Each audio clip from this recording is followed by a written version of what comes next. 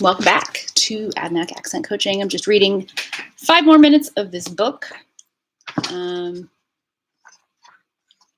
Maybe we'll get through today, who knows? So picking up, we're on page 30.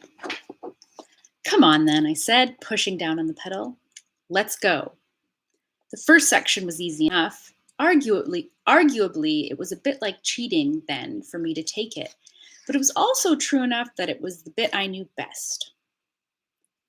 North up the road from the squat, straight through those first lights, then in the daytime you could catch the next set clear, but at this time of night, you only got them once in 2 rounds. And I hadn't been able to see which round they were on from in front of the squat. I went to the back streets instead, left and right and left again. The others followed behind me. I slowed to let a taxi go past at the next junction, then slotted us in behind it. Up ahead, the crossing lights went red and the pedestrian beep sounded.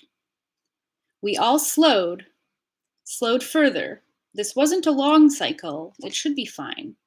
Flashing amber again, but I'd seen the next lights go red, so I kept our pace slow until we were almost on them, and they were going red amber as we accelerated again through them. One more left turn, back into the side streets, and it was Kara's turn now. She had the old street roundabout, a bugger of a connection, but she timed it perfectly, sweeping 3/4 of the way round and peeling off again despite the boy racer type who tried to cut us up halfway through. Synchronized, without thinking about it, we all gave him the finger at once as he gunned his engine and raced away. Arsehole. Ellen's section, we nearly lost it. Not her fault. Some drunk idiot pedestrian dived out in front of her without looking. She swerved around them. We all did, just about, and Flora swore at him. But it cost us a couple of seconds, and that was it. We'd lost the next lights.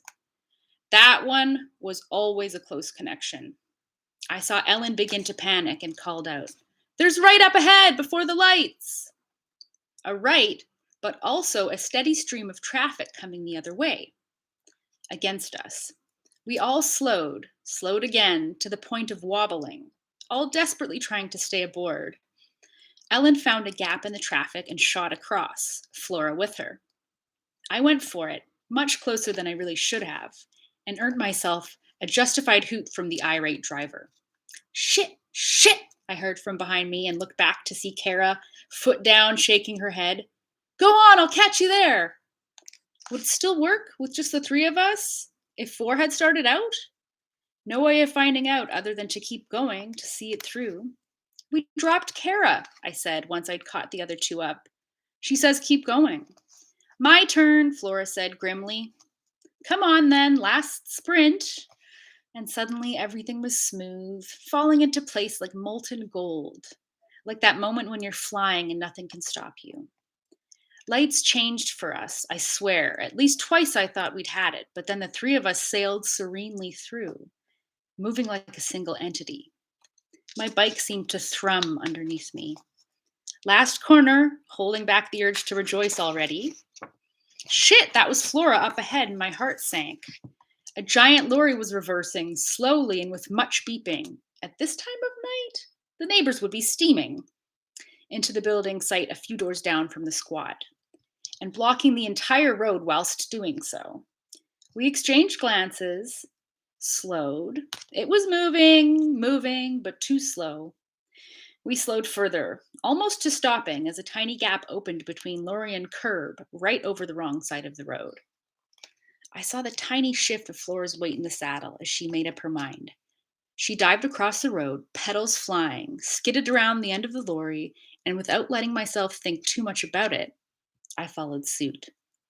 I skimmed the bumper of the car on the other side, patiently waiting its turn, grimaced apologetically at the driver. We weren't doing any favors for the image of cyclists tonight, and heard Ellen swearing as she followed suit. The lorry inched further forwards.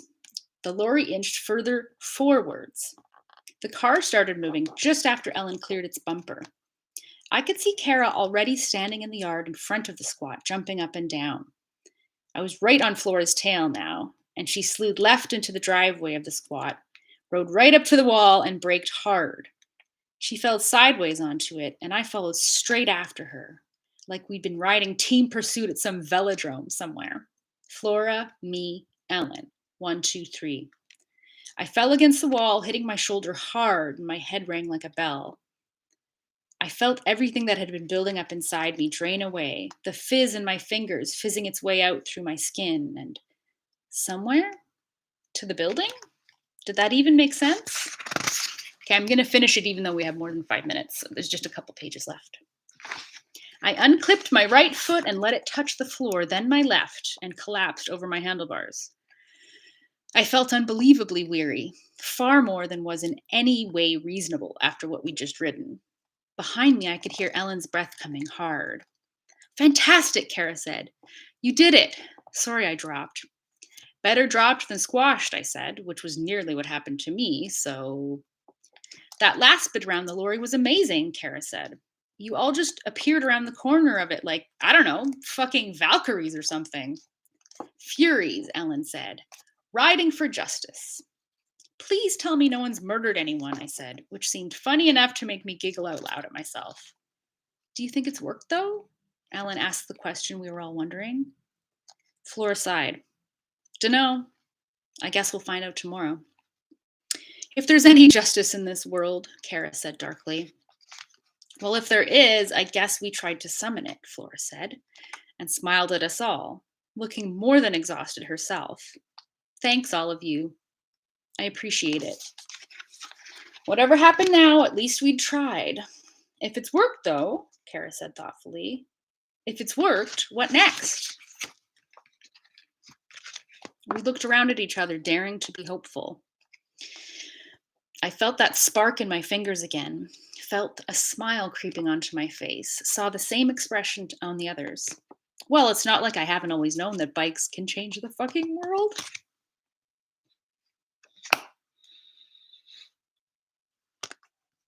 Bikes can change the fucking world.